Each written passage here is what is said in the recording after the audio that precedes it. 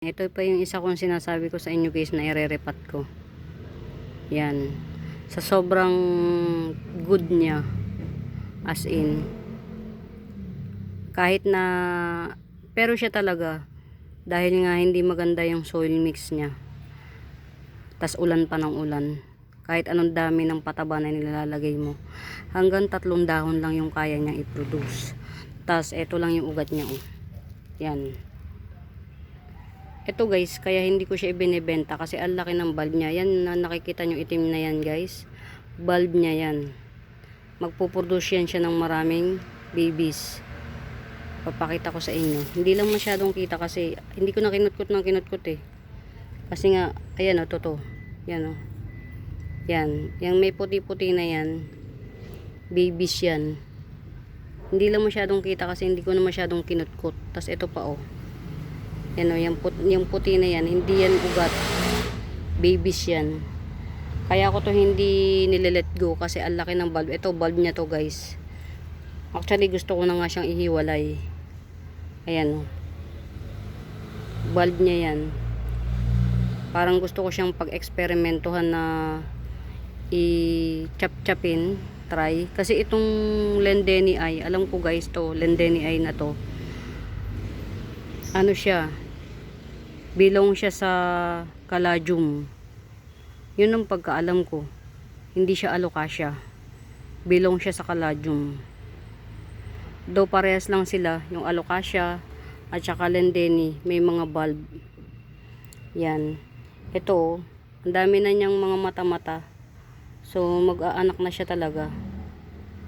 Yun na lang, kaya lang wala ngang ugat eh.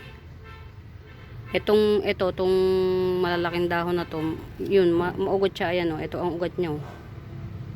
Yan. Actually, pwede na nga ihiwalay. Oh. Pwede na siyang ihiwalay. Ito. Baka sakaling ano pa. Pero kasi, nakakadagdag kasi yung dahon niya na makakuha ng nutrients from nature.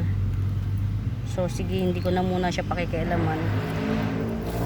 Nakalagay lang to sa seedling bag guys. Itatanim ko siya sa malaking pot. Kasi malaki yung ano niya eh. Yung sakop ng ugat at saka ng O yan.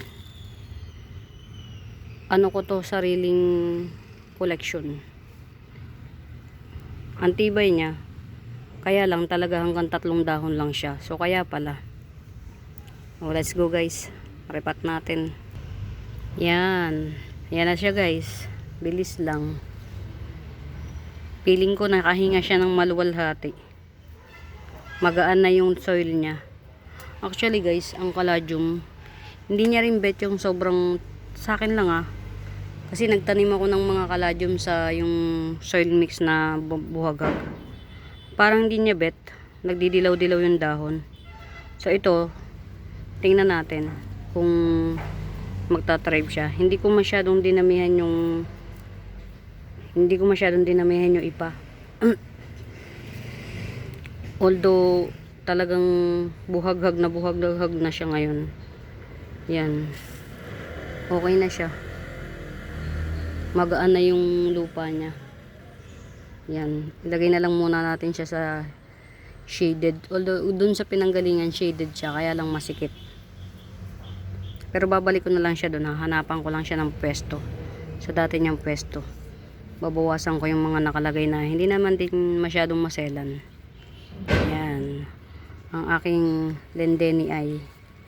For my eyes only. Collection. Super Gandara. Si Lendenii. Yan.